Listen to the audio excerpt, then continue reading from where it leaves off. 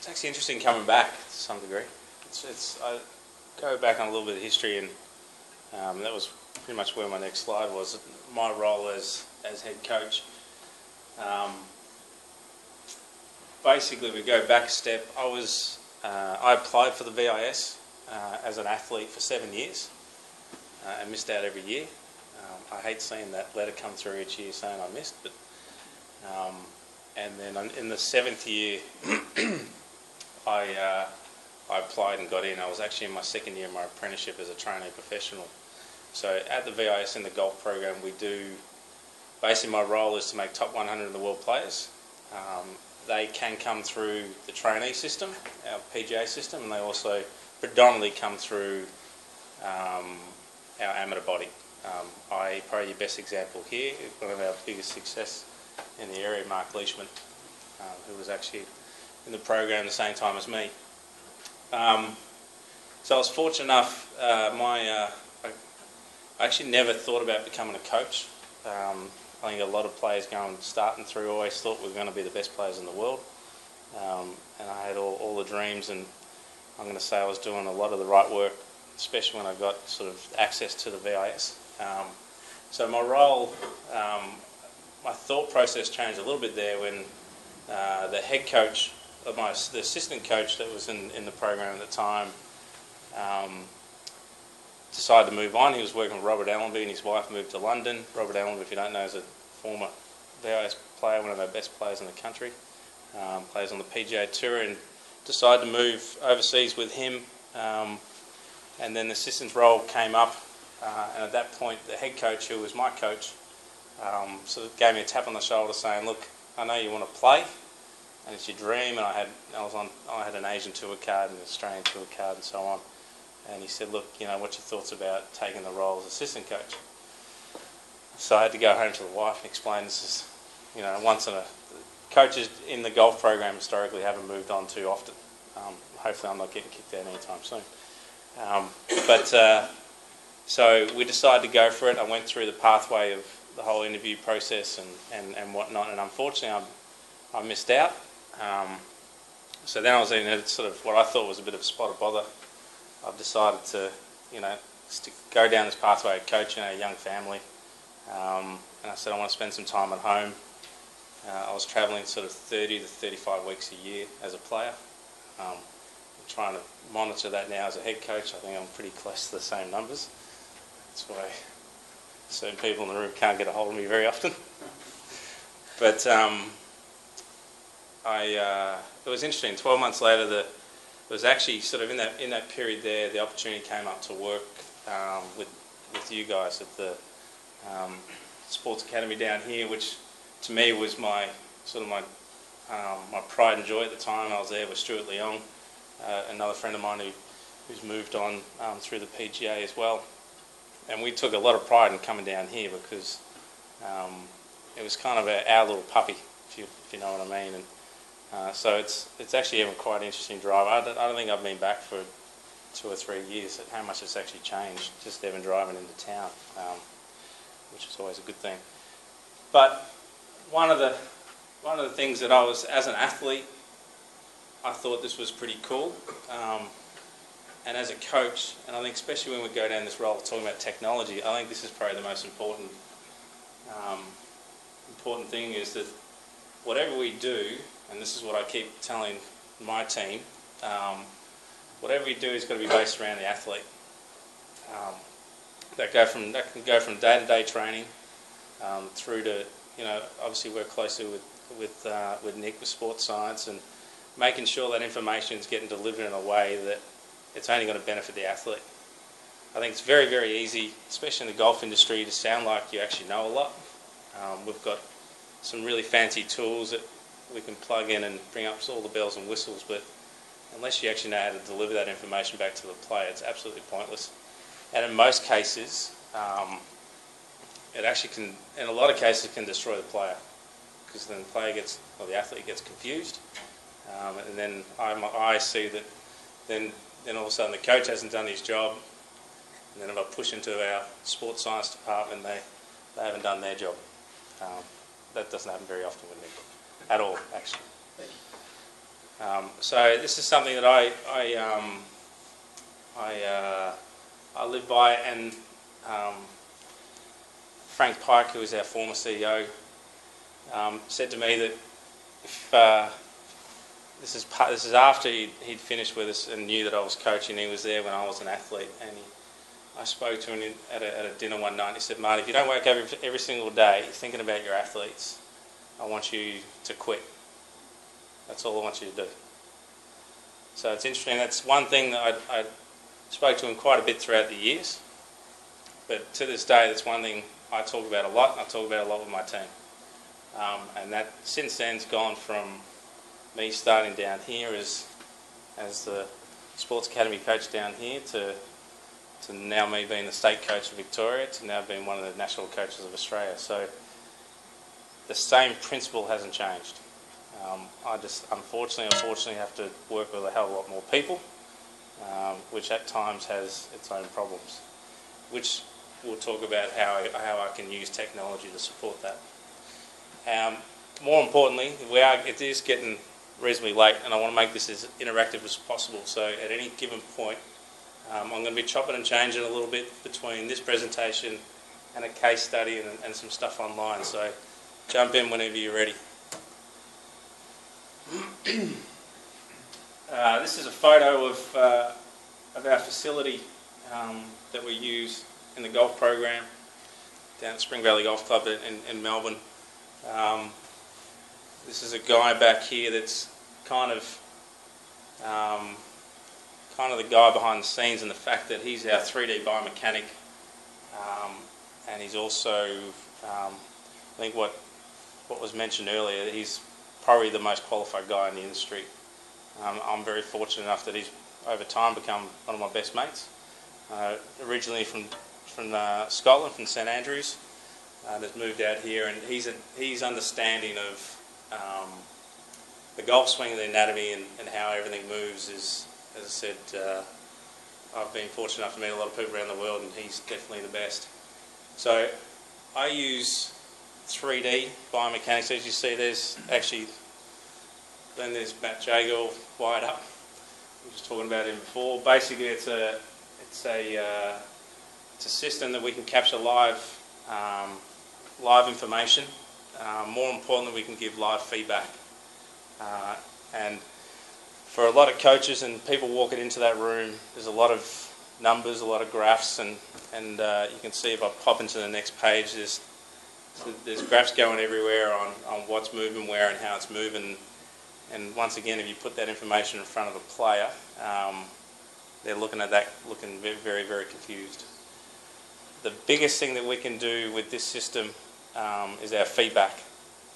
So we're able to, and if I relate it back to, say, netball terms, if I was able to put, and excuse me, my netball terms aren't great, even though I've got 3 daughters playing the game, but I'm getting there slowly.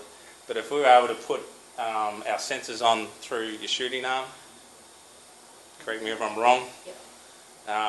And say that, and I was talking about this with Julie a little bit actually, say that you released a little early, or the way that we could actually measure those angles to actually work out what is your best shooting pattern, and then from there we could set a parameter or set parameters that we have a buzzer going, so as soon as you push outside that parameter the buzzer goes off, so as a player's instantly getting feedback, feels and reels. I didn't realise I had to go that far to get there, or vice versa, I had to release it slightly different.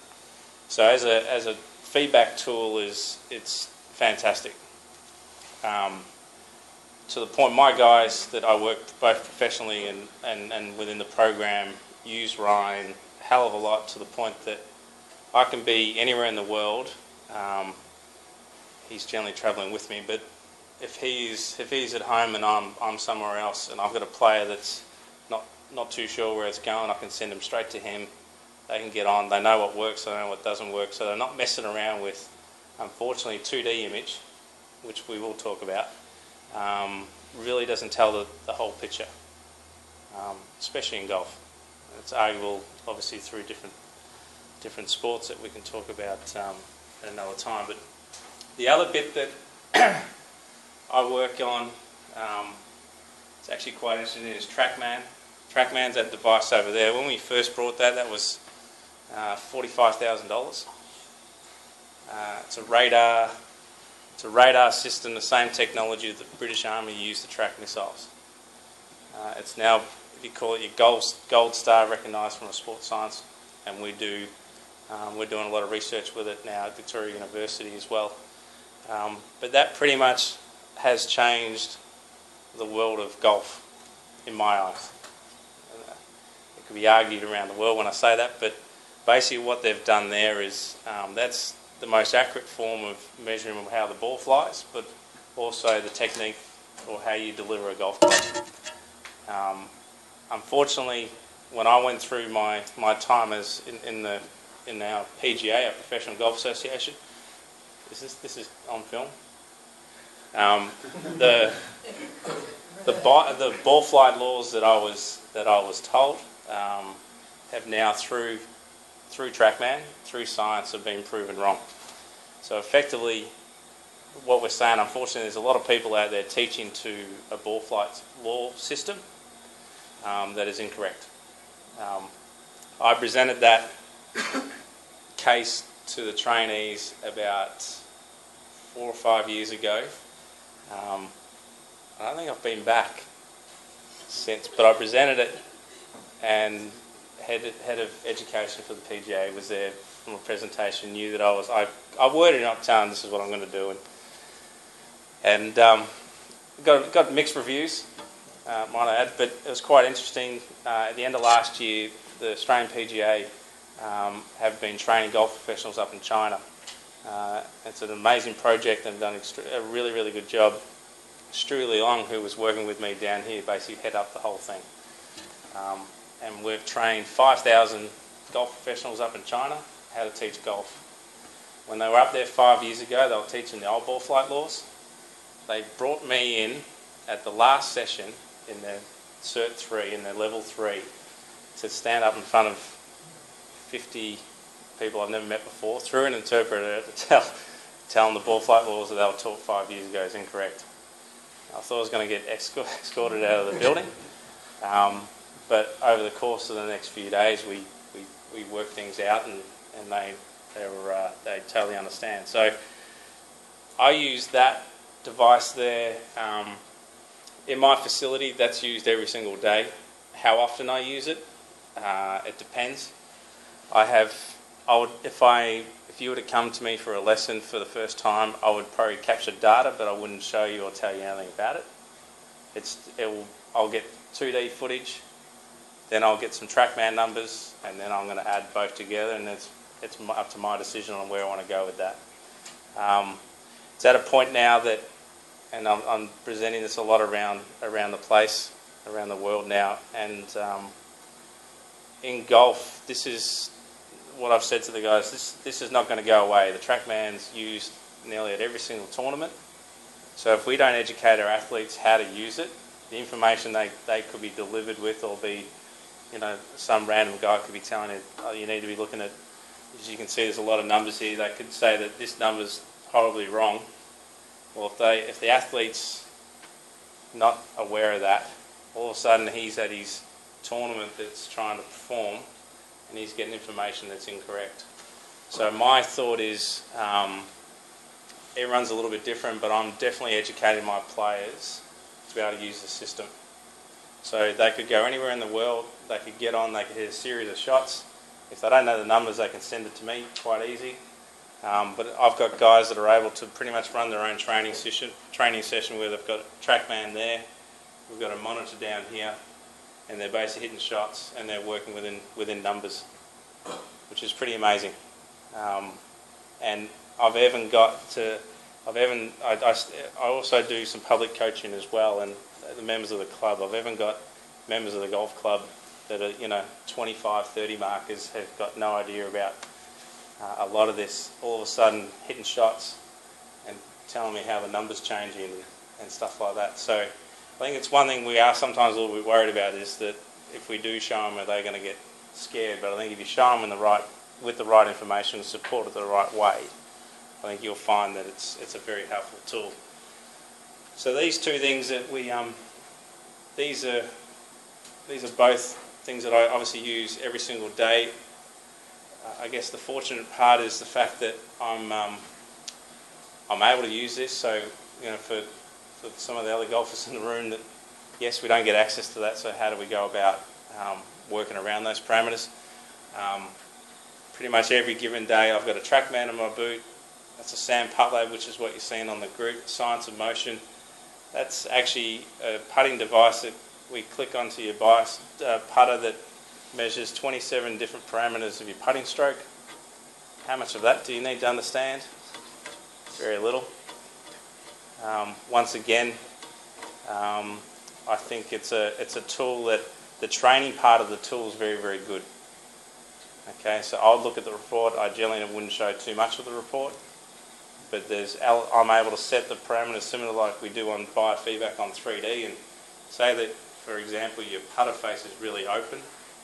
I can get it to tell you each time you hit a putt that it's open. And it's pretty interesting. No technical training.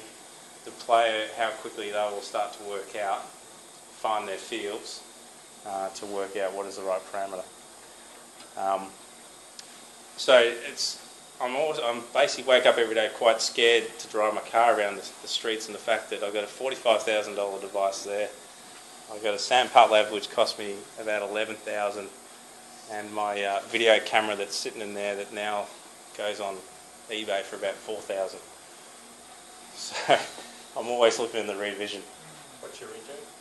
Sorry, reg, yeah, it's strapped to me every night, so don't worry. So once again, Sam Putt Lab is a tool that we use from a measuring point of view. All these tools I use generally. In this case here, we're actually Ben Eccles, who lives not far from here. He's just come into our program. The idea is over a period of time we're trying to educate these guys, but more importantly we're trying to educate the coaches. So a lot of the measuring tools that we get, in my point where I would get an athlete coming in, I'm measuring what I see that day. All right, and that's where the hard part is. So I can tell you what they're doing today. I can speak to the home coach and they go, no, but he never does that. The problem is I don't know because I'm not there every day. So it is a capture of a moment, and I think it's a good way of opening up the lines of communication to start to work out how we're going to go about fixing it. What I've done, I introduced this technology, you want to call it, when I first started in the program, or first started about 5 years ago. The interesting thing, when I first started as head coach of the VIS, and the former coaches have gone on to be world coaches, I thought I was going to walk into the program and have all this information provided to me. You know, Steve Bann did this, and this is what he did, and Dale Lynch did this, and Dennis McDade did this. And I go back to, I was sort of just trying to sort of work through some files and what information has been used, what's worked, what hasn't, and there was absolutely nothing there. 20 years, nothing. But we've had one of the most successful programs in the world, and we've taken guys from your backyard to the PGA Tour that are earning millions of dollars. But we had no information or no backtrack on how to get there. So one thing I've done, and it's probably created a fair paper trail along the way. But one thing I've done is I've always said that I want to leave, I think you said it before, I want to leave this program better than where it was when I first came into it. That's not taking anything away from the guys beforehand, but I love the idea that I could walk away and I'll show you a tool that we use that anyone can jump in there and they can see exactly what I've done over my period of time. So it's an open book in my eyes.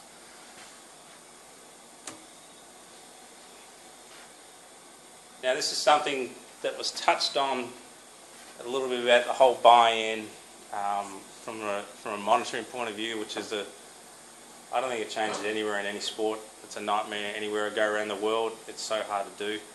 Hard to see the numbers on that, I'm sorry, but I will jump out of here and go into the actual program. Statistics, once again, statistics are great. How you use them is more important, and how, I guess more important, how does the athlete get to understand it. This is a report that Kieran Pratt, who's one of our up-and-coming better players, golf professionals in the country who's in the program, uses this program. This gives me, he played on the European Tour last week in India. He can put the data in on his phone. I get access to it straight away. I sent this through to him on Sunday night after he's finished his round. I got first round, second round, third, final, and I got an analysis page as well. So then we were on Skype. He flew from India to Malaysia Monday morning. We had a Skype call last night, and he's got the data in front of him. We can discuss the week and debrief. In the past, we've only gone off what the player says, and in most cases, I think this will be across the board in all athletes, and I'm sorry if I swear, they all say they're playing like they always tell you everything they're doing bad. Alright, so I'm able to use this tool to actually work out what they're doing well. Perfect example, and I'll jump out of here. And perfect example, I was presenting on this stuff actually 2 weeks ago in Belgium on how we do similar stuff to what we're doing here tonight. And one of our athletes in the program, Nathan Holman, the Vic Open was held just down the road here at 13th Beach. Nathan's, I work with him, so I think he's pretty good, but he's definitely one of the upcoming players we've got in the country. He was that guy, when we talked about get your buy-in from a group, from an athlete point of view. Nath is physically one of the fittest looking golfers you'll see on the planet. He's got a great look about him. He dresses well, looks good. Everyone's looking up to him, from not just in Victoria, but all around Australia. Everyone's looking up at him. I get along with him really well, but I knew when I introduced this stats program, Nick and I have tried everything, and Nick actually designed what I thought was a really good stats program. And made it very simple. It was online, and we just had to literally just tick the box type stuff. But our buy-in wasn't good. When we went to this program, because of what this program provides, which I'll go through, we're able to get more buy-in. And I think it goes back to what Nick was saying before. If the player or the athlete's not getting feedback, they're going to stop doing it very, very quickly. So I remember sitting them down in the room, in the boardroom at the VIS, and I remember Nath just looking at this thing going, there's no way I'm doing that. And then everyone's looking at Nath, I'm thinking, if I can get him on board, if I can get him to understand how this all works, I'm going to get everyone to buy in. As it turns out now, he has 101 rounds in the system, and he's in our national squad and the VIS. He has 45 more rounds than the next player in the country. He uses this tool more than anyone, to the point that he's become what I think one of the most professional athletes that we've got, from a amateur athlete that we've got in the country, about the way I talk about trying to run his business. He's going to turn pro at the end of the year. He needs to understand, there's his numbers, and he needs to understand what he's working on. Funny example about this, we got the buy-in, and the fortunate part is once he started doing it, it was much easier. The rest of the group started doing it. The other part is, like VCP, I get an email at 1 o'clock every morning, which when I'm overseas obviously comes at a different time. But I also get a weekly report, Monday morning 1 o'clock, and I get a monthly report, the last day of the month at 1 o'clock. The weekly report, we're in the gym at 6:30 every Monday morning. I will get up, doesn't matter, I'll make sure that I'll get up at say 5 o'clock. The first thing I do is I get online. I will highlight, they've got a minimum requirement of rounds they've got to put in. I'll highlight the rounds they've put in, guys and girls, and I'll send it out to the players and my assistant coach.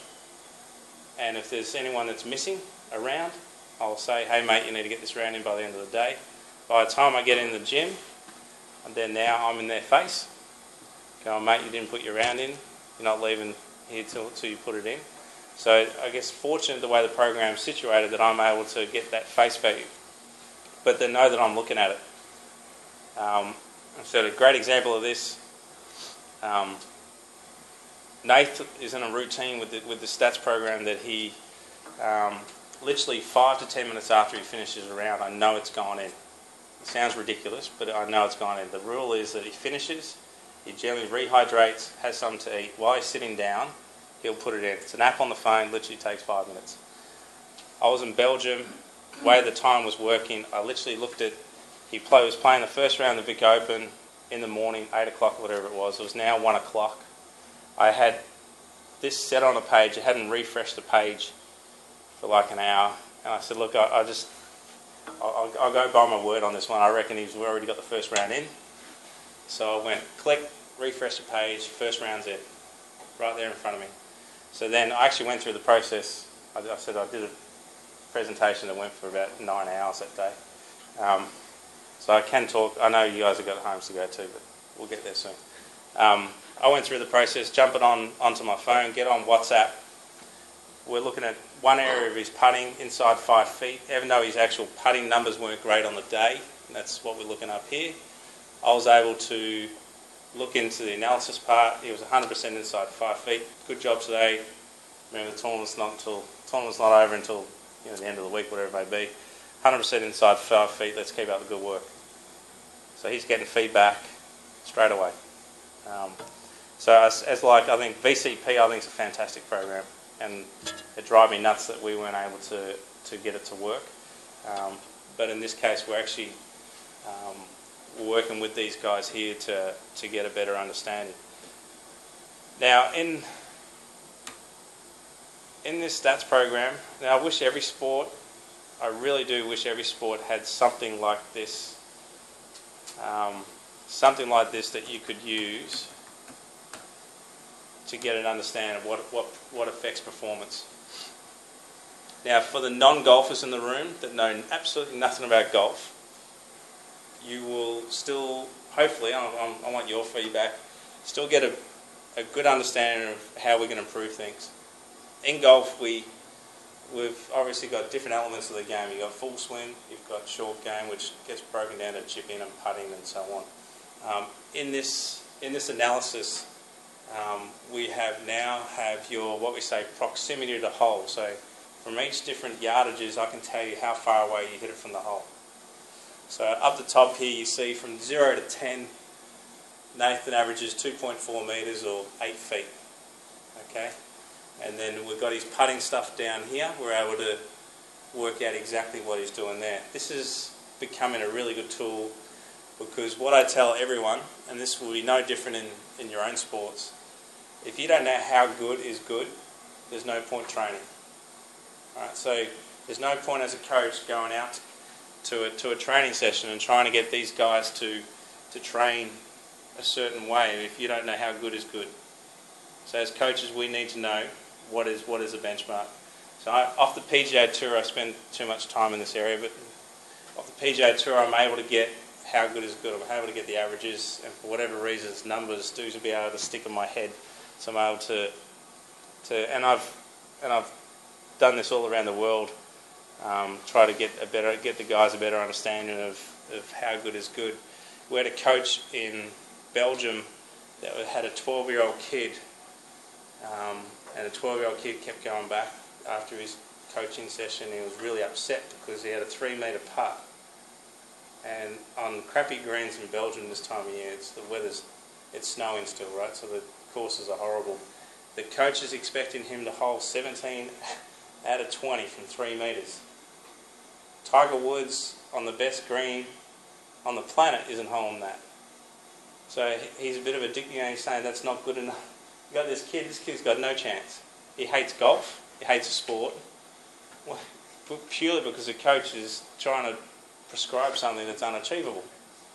So I think at all levels, yes, it's easy to go to high performance and look at how good is good, but more importantly, when we're trying to get these kids through and enjoying the game, we need to be understanding what is their benchmarks at certain ages.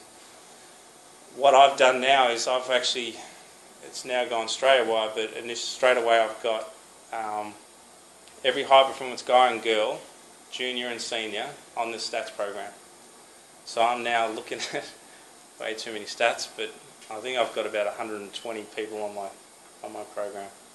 So I'm able now to go. I had an under 14s camp 2 weeks ago. I'm able to go to under 14s, pull up the under 14s. I've got a ranking system I can show you where you sit at under 14s, I can show you where under 16s are, I can show you where the junior state team is, where the VIS squad is, where our rookie pros are.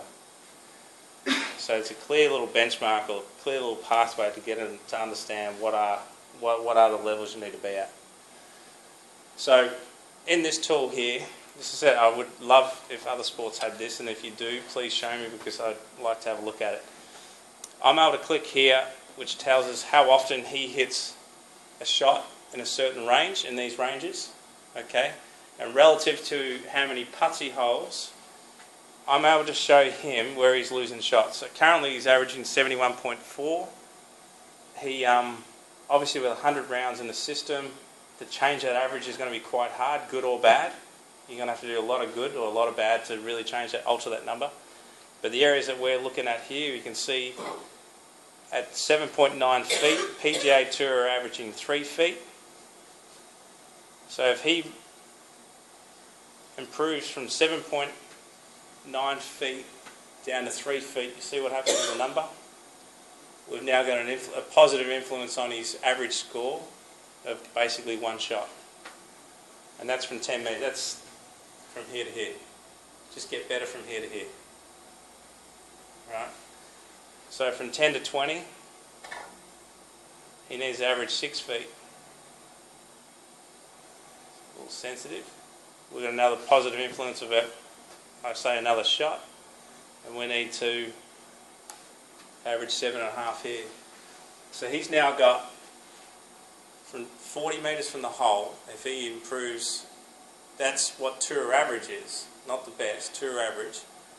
His stroke average would be 69 in the world. What I would say there is that everyone in the world would know who Nathan Holman is. Right, Rory broke 69 last year. Tiger was pretty much just over 69.15, I think it was. But he would be in your top 5 on the PGA Tour. So as a player, as a coach, yes, we can do a lot of work on his full swing, we can do a lot of work on his body, we can do a lot of work on all these other areas, which we do. But what I say to him is these are the main areas that we need to work on. So what we've done, we actually set it up last week. I don't know, you might have put a couple of rounds in. So over here we're clicking the goals. So we've picked out some parameters here in his that we want to see improvements over. We're going to the UK for a trip at the end of May, and we're now being able to look that in certain areas here, from 10 to 20, he's currently hitting at 3.2, and we want him to, his target is to get down to 2.3. And you can see here in each round that he plays, is he achieving those goals? So now I get the feedback, he gets the feedback, he can now come to me and say, hey Marty, that chipping technique that you're trying to get me to do isn't working. Or that chipping technique you're doing is working. Whatever it may be, I don't care if it's working or not working, I'll find a way to fix it. But I need to know what I need to fix. Okay? So, as I said, this guy here, it was impossible on our old stats program. He's now putting it in every 5 minutes or 10 minutes after a round, and he's viewing this more than I am. He's now running his own program. He's telling me what I need to... I sit down and go, what are we working on? It's got to get better here, here, and here. How's the other stuff? It's okay, we'll quickly check it. That's, to me, that's what a professional athlete is. So Marty, when you look at these stats, you immediately say from 10 to 20 metres, short rough, sorry, fairway, short rough, long rough, behind a bunker. Yep. So there's 10 different categories you can cut them down into straight away. And we're able, say it's on the, we can do that, and say it's on the putting, right, just break it down a little smaller. If we had putting from any time you're 3 to 5 feet, which is not far, here to here, and I'll say, look, Sam Putlab is telling me every time we test you, your putter face is open, right? So my thought is every time you get a left or right putt, you're going to struggle. So what I want you to do, every time you're inside 3 to 5 feet, there's a little drop box. I want you to hit it. Tell me if it was uphill, downhill, left to right, right to left, so on. And then we can actually find out that, you know what, this is getting more golf technical, that he actually holds a lot of putts left to right, right? Because he actually changes his eye line and adjusts his setup to be able to do that. It's actually hurting his right to lefts. But Sam would have told us that should be the other way. So now I'm starting to break down, even getting further into the cause and effect of real small things. But that's what we're talking about. This guy wants to be a multi-millionaire playing the game that he loves. He needs to know these little small things. Marty, in a tournament, are they allowed to have an iPhone on course? No. So how do they then remember, like what happened on the third tee or the fourth green, and how far it was and what the lie was and everything? They remember. It's an amazing thing, and I had this conversation with Scottish national coach, English national coach, and the Scottish national coach, and I won't swear like he does. He swears more than anyone on the planet. He says golf's a really interesting sport. I can actually tell you, I can go back on rounds when I played on tour, and I can tell you hole by hole, right? But literally straight after a round, this is the argument they came back to us and said, look, how are we supposed to remember it? We can't remember it, blah, blah, blah. They'll sit down at lunch and it'll be us three playing, right? And I'll go, Nick, what'd you hit on the 16th? And you go, oh, I hit 6-iron on 16. I said, where'd you hit it? He goes, I hit it in the left bunker. What'd you do from there? Oh, the lie was pretty bad. I actually hit it out the other bunker. What'd you do from there? I hit it out to about 30 feet and I hold the putt. There you go. More accurately, I said, it's like any type of stats or anything you do, the more accurate you put it in there, the better we get. So actually teaching the guy to understand what is 10 feet, what is 15 feet, so on. It sounds simple, but we actually have to teach them how to measure. They can take an iPhone and stuff onto course when they're training and playing amongst themselves, but PGA won't allow them. PGA won't allow it, no. But what we do on tour, and we teach them to use yardage books, what we do on tour is my yardage book will have how far the ball is to the front of the green, how far it is to the hole, how far it is to the total. Then if there was a carry over a bunker, I'd write in a carry. I'd have the wind coming 10k out of the left. So all that information, the process of what they need to be doing at that level should be entered into a book.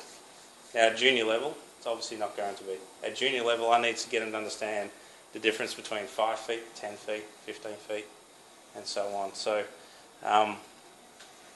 the quick answer in our game, and I think Evan I thought I was okay at table tennis, but you could go back on certain points in table tennis, and you would know where your body was, and you know where the ball was coming from, and I think the players try to use that as an excuse why they can't debrief. We could feel know exactly what was going on. Yeah, but look, every golf club down here on a Saturday afternoon, the guys and girls having a few drinks after the round. That's all they're talking about.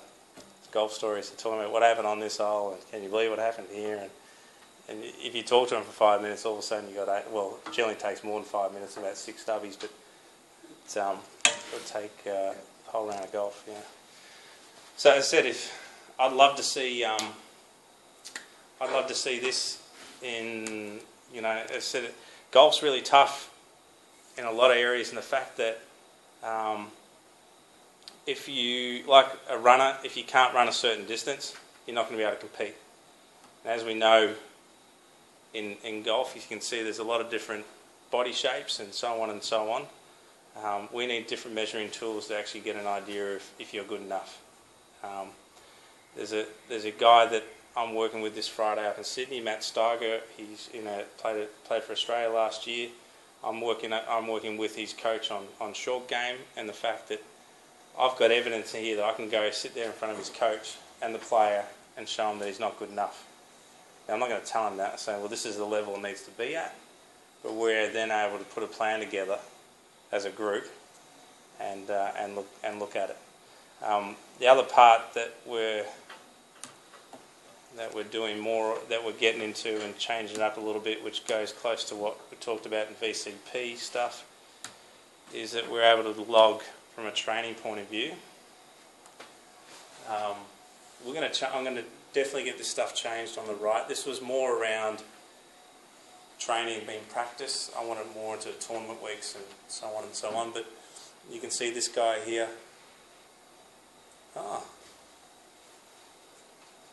This is Jin Zhong, who won the British amateur, #1 amateur in the world a couple of years ago. I was just speaking to him this morning. He went for a qualifying this morning in the US on a web.com tour event, shot 4 under, and unfortunately missed missed by a shot, but I didn't even know this was here. I was actually going to go back on some older stuff. And you can see here now I've got, this is perfect for me, practice round for Monday qualifying, check out the basic stuff for each part of the game, get used to the different grasses. I'm sorry, but I'm pretty interested in what he's written. Recovery from travel, swing, check-up, position drill, rhythm, rotation, short game, basic 3-ball, flight, chipping, putting, Donald drill. So he's giving me a score, 15 out of 20. We want to see 17 out of 20.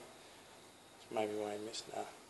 Check setup, gym, running, walking, 80 minutes, no weight training. Okay, so we're going to move that into, we've sat down with our team, and we're going to have like a, similar to VCP, where we're going to have like a physio section to it, strength conditioning. So the physio part would be as simple as just have a picture of the body. If there's any things that are not right, be able to click on it, rate it out of 1 to 10. If it gets over, as what Nick said, a threshold of 6, an email gets pushed to our physio here. You can then see what's going on. So this is becoming for golf. And once again, Stu Leong, who we worked with down here, this is actually Stewie's program. And I'll be honest with you, driving back and forth from Melbourne to here, this is stuff that we talked about a lot of the time. So we designed this for you. Hey? If it wasn't for us, you wouldn't have designed it. Well, we didn't have all that spare time to talk, yeah. So it's interesting what you come up with when you're on the road. Now, any questions on that? Something different. It's pretty cool. It's a really cool program. Just quickly, you might have seen this before. We use this at the VIS SharePoint. For whatever reason, my calendar's down and a couple of things are down. Once it talked about that paper trail, I'm able to put on important notice there. You see, I will send out stuff a lot, Nick. But anything I write in there will get pushed out to all the athletes and the service providers. It might be a change of training. It might be something that I need to remind them.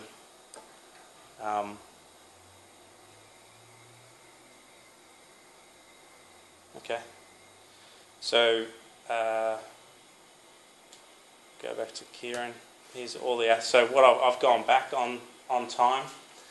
I've got all the athletes, and I'm trying to still get some traces of what they did if we tested them.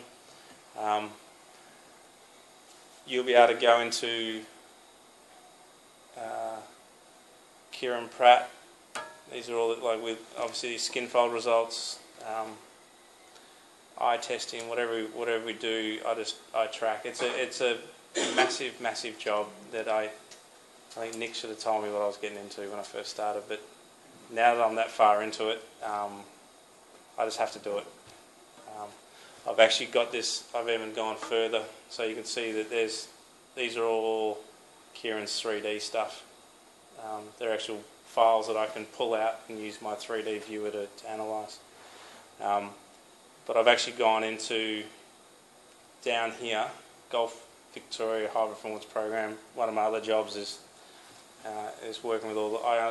I've got 5 other coaches that work under me through all the high performance programs, and I have a folder in here that I'm tracking any of the kids that are coming through, both male and female.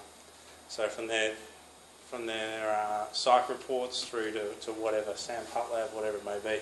The idea is when they, which won't happen because I see a lot of them now, but when they get to VIS time and they want to apply for a scholarship, I'm able to pull a file on them that goes back as far as I want.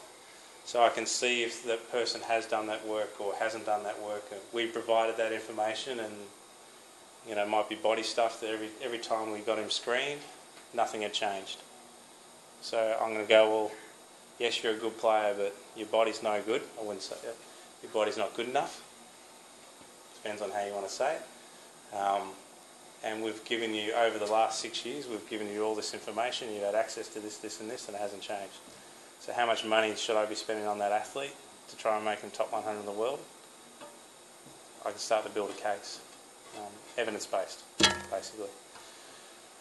Now, How are we going for time? I'm over. How you guys going? Good. You going alright? I can understand if you want to leave. No, I can't. That'd be really disappointing. I want to go through this real quick and then we can move on. This is a case study on Nathan, obviously, as you see up there. Really interesting. We had to reapply, like every other sport, we had to reapply for our program a couple of years ago. And I came up with a case study and went over. It was interesting that when you see an athlete every single day, you don't really see the changes. And all of a sudden, I got information from all our service providers, and I think we all sort of sat back going, geez, I didn't really see how much he improved in all these areas. This is basically taken from 2009 through to about the end of 2011.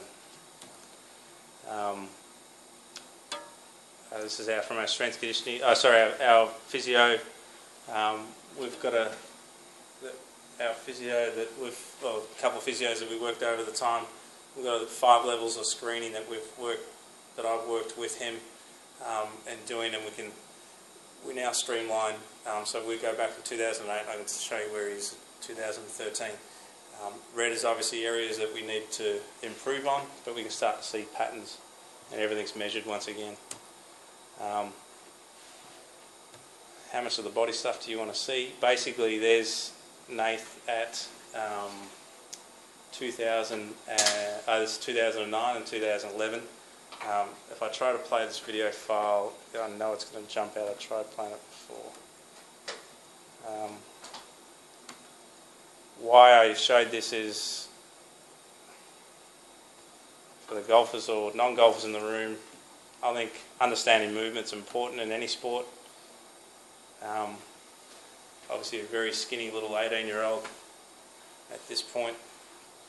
But I was able to, through this video file, if you just watch here, just watch his right shoulder versus his left shoulder. In his right shoulder it's all hitching up, so his control through his lower scaps is quite poor.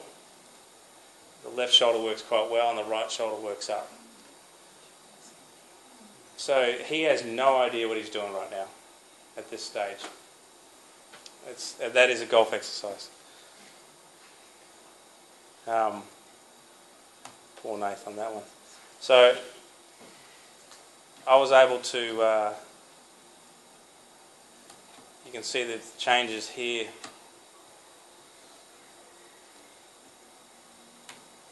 I was able to sit down with him, with our physio, with our biomechanic, with our strength conditioning coach, and explain the effect of how that right shoulder moves and how that was influenced a negative effect in his golf swing. So he's now got far greater control both left and right through here. Obviously he's changed in body structure as well. He's got physically bigger and stronger. How does that look in the golf swing?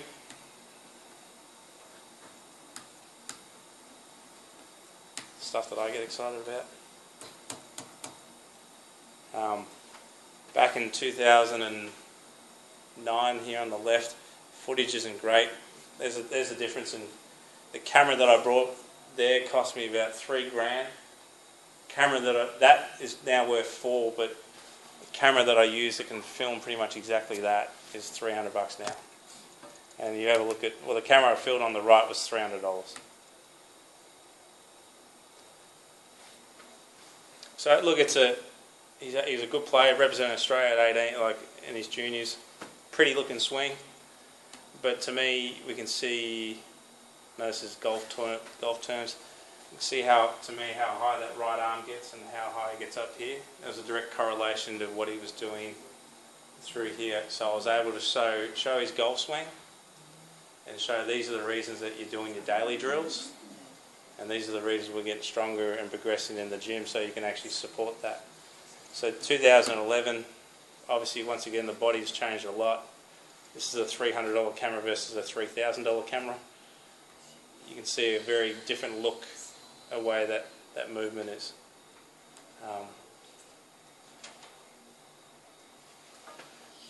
So, as I said, I think in this case, using technology, showing the video file of what a physio is doing, and then having the coach to get the input to show how that then shows on 2-dimension how it looks through here, and then over a period of time be able to track that. This is the bit I get really excited about. I'm sorry. This is seriously good, right? Kinematic sequence, I won't go too far into it, but as I said, one of those things we knew was in the golf ball further, we knew it was, things were looking a lot better and scoring better and so on. How can we measure those gains? Obviously we've got TrackMan to measure how far the ball's going and how far the ball speed is. I won't go too far into this, but basically we're measuring his peak speeds, accelerations, velocities, gains through the trunk. You can see his downswing times increase, so we know things are getting quicker. But the thing that's really interesting, his actual movements look, the swing that you first saw was quite long, was longer. Effectively told that would, the longer you swing it, the harder you hit it, it might go further. You saw that the next bit of footage, obviously he's got bigger, his actual swing length is quite a bit shorter. If you look at his pelvis accelerations, in his first footage at 568 through to, that's doubled. So yes, it looks like the movement's got smaller, but his increase in speed through strength has doubled. And this is the bit that's, once again, pretty much doubled in his upper body torso rates. So that was all done through a correct strength program. He was able to stabilise his pelvis, in rotation, under load. So yes, I can say I made the golf swing look pretty, but it was a very big team around it that made that swing the way it is. And more importantly, he gets it. He understands it. So that's the bit I said I can talk all night on that one, but I won't. These are obviously other little bits I'm going to bypass. We talk about through there. Strength. This is a strength conditioning program from what he was lifting. What he was lifting at in 2009 versus 2011. We've just started a strength block of 2 weeks ago.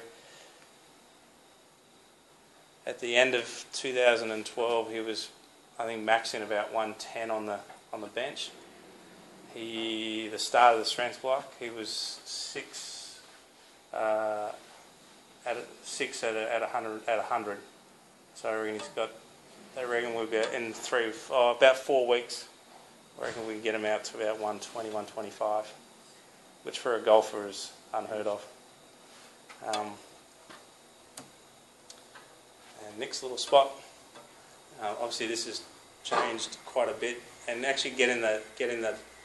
I think Nick brought it up really well at camp last week. Getting the players to start to understand, obviously, their skin folds and how we measure it. And obviously, he's aged from an 18-year-old through to 21, and he's at different times where he's actually bulked up, and get him aware of how that all moves. So his understanding of his body, I think, is very good for a golfer, which is always cool. And Run 12 on beaches. did he? Back There you go. The bit that goes back to how good is good, when he first came in the program, we actually had 4 of our best players in the state measured. We took 3. The Nathan Holman, Jeff Drakeford, and Travis Sharp, who's actually from Terang, I think, originally. Anyway, Travis is no longer in the program. Jeff and Nathan, when they first started, Nathan's ball speed, which is a measurement of obviously how fast you can swing a golf club, was at 165 miles an hour. What does that mean to you? Not much. That's PGA Tour average. Okay, so at 18 years old, he was at Tour average, PGA Tour. So I'm thinking there's some good stuff going on. Jeff Drakeford was at 166, so there's some really good stuff going on. I helped me use this as a selection tool, because one of the guys that they really wanted to get in, his ball speed was at 150. And it hasn't increased much in the last 3-4 years that I've watched. When we test this was in July in Houston. His ball speed's gone from 166 basically to 170, 176. What does that mean on the world stage? At that point of time on the tour in 2011, he was eighth longest, if you want to call it, on the tour. Okay, so we've shown you that with the correct, we've measured it the whole way, with the correct physical program, the correct team around you, that you can take an athlete from that skinny little kid back in 2009 to where he is now. The actual interesting data now, that's at 176. He can now max it out at 183, which, if anyone knows Bubba Watson, that's kind of his numbers. But you look at Bubba's swing versus Nathan Holman's swing, looks very, very different. But the bit that scares you, Jeff Drakeford, who's another country boy in the other direction, South Gippsland, he can now max his ball speed at 193. I'd say there's no one on the planet. Well, there is, not playing that level of golf. There's some long drive guys that are stupid long, but Jeff's got an amazing looking golf swing that's really maxing out the ball. So we've got 3 guys in the program that are over 183 and above, which are higher than your tour average, higher than the guys on the PGA Tour. They've still got to be able to play the game though, don't they? But I think the cool part is that I'm able to, correct me if I'm wrong, I'm able to get up here and show you how we can take an athlete from there to there using technology and using it in a lot of different formats. Any questions? So I'm happy to go. Happy to go all night. Well, Marty, I guess from our perspective here, Yep. we're getting athletes to your front door. Well, that's what Yep. we're hoping to do, to get athletes to your front door without the aid of this technology. Yes. So what can we do better here to get our athletes to your front door? I'm going to say 2 parts. That's in a golf point of view, and I was talking about it with someone before. I'm actually trying to get an ex-AIS coach that I regard very high in the golf industry to actually work on like a 5-year project for all the regional academies, that he's able to come out with equipment like this and support the local coaches and get them trained. Do you need to be using it all the time? No. If it was there, you probably would, but it's, for a lot of it might only be benchmarking. I think what Nick said is a lot of this stuff I can now using it. I think I can tell you, not maybe some of the putting stuff, but I think I can tell you pretty close to the eye what the numbers are doing and how it's moving. I think to me, from the golf point of view, I think we need to do more education, and I don't think it'd be any different in any other sport. I think coach education is massive, and we don't do enough of it. That day that I spoke for 9 hours was basically in Belgium with the national coaches for 9 hours. And I walked away going, that was one of the best days I've had. But unfortunately I did it with either Belgian golfers. It wasn't Australians. That's disappointing. I can't, we don't facilitate that nowhere near as well here. So we're all guilty of it, but I think the more education we can give, and I think we need to as coaches, because our athletes are getting online and they're looking at things in their own sports.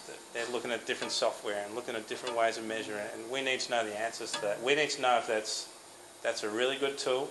Golf's, in some ways, a bad thing is the fact that there's so much money in it, so we've got all these great measuring tools compared to other sports. But we have so many people that aren't qualified using these tools.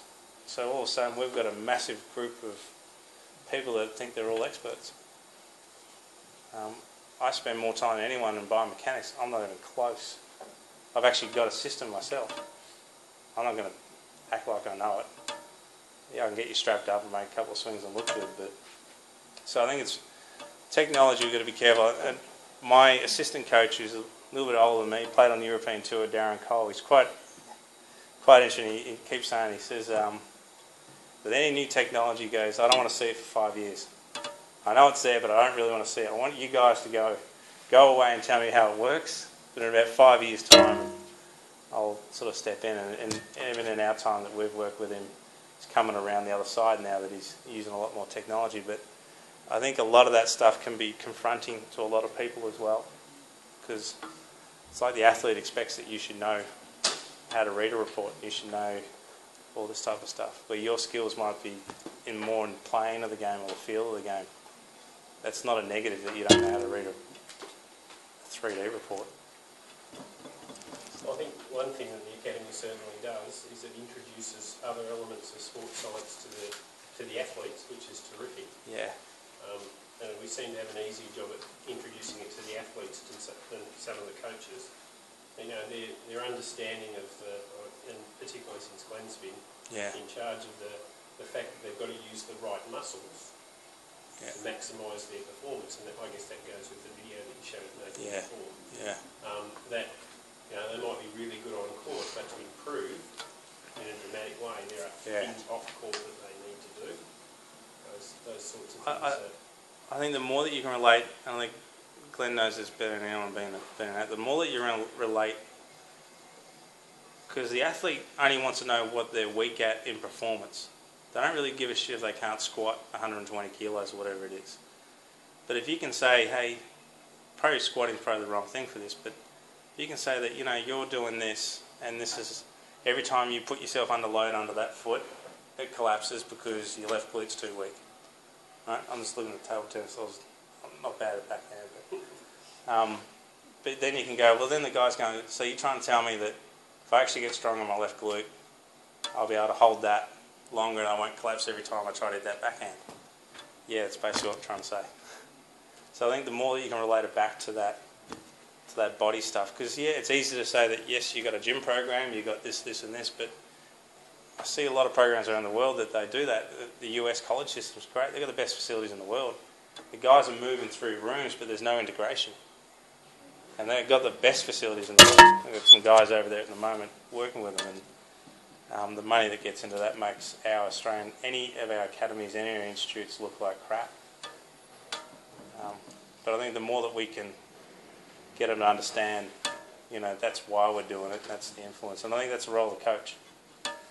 If the strength conditioning coach is in the sport, unfortunately my guy plays a bit of golf, you can get him to help out, but you've also got to make sure that he doesn't go too far as well and all of a sudden starts trying to give you technical sessions.